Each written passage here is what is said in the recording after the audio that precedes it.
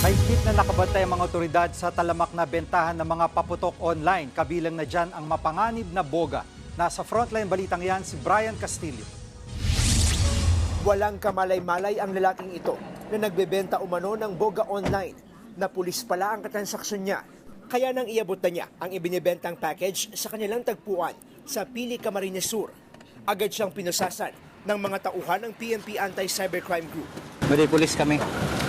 Cybercrime kami. Nang buksan ng kahong bitbit ng sospek, tumambad ng 3 piraso ng boga. Pinagmukha pang armas ng militar ang disenyo nito. So, ang pang-akit lang kasi niya, ginawa niya ng design na camouflaging. Siyempre, curiosity ng mga tao para akong ano nito kasi meron akong kanyon. Ibinibenta ang mga boga online sa halagang 500 pesos kada piraso. May dagdag na 100 piso kung bibili ng complete set o yung kasama na ang alkohol at iba pang materyales na pampasabog. Sa hiwalay na operasyon, pinalibutan ng mga pulis ang rider na ito sa gilid ng kalsada sa Butuan City, Agusan del Norte. Naaktuhan siyang nagbebenta ng mga paputok online sa isinagawang cyber patrolling ng ACG. Nakuha sa kanya ang ilang iligal na paputok, kabilang ang 500 at 1,000 rounds ng Judas Belt. Giit ng PNP, mahigpit na ipinagbabawal ang pagbibenta ng anumang uri ng paputok online. Mas mainam daw na sa mga physical store na lang mamili. Sa Muntinlupa naman, may 2 ring nahuli dahil sa paglabag sa ordinansa ng lungsod na nagbabawal sa mga paputok. Halos sa 4,000 pisong halaga ng paputok ang nakumpiska sa mga sospek.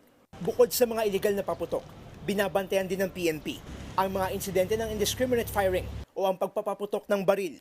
Hanggang kahapon, nakapagtala na ng 15 kaso ng indiscriminate firing ang PNP. May 4 na ring sugatan dahil sa indiscriminate firing at 1 dahil sa stray bullet o yung hindi patukoy kung sino o saan galing ang nakadisgrasyang bala. Kaya paalala ng PNP sa lahat ng gun owners. Huwag po natin mag-attempt po na gamitin po yung mga baril po na yan. Kahit magpaputok po kayo sa pataas o pababa man yan, baka mag-ricochet po yung bala niyan, may matamaan po at meron po madisgrasya.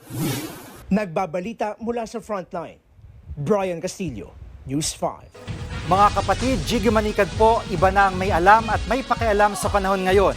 Para sa konkreto, kumpleto at komprehensibong balitaan sa Frontline, mag-follow at mag-subscribe sa social media pages ng News 5.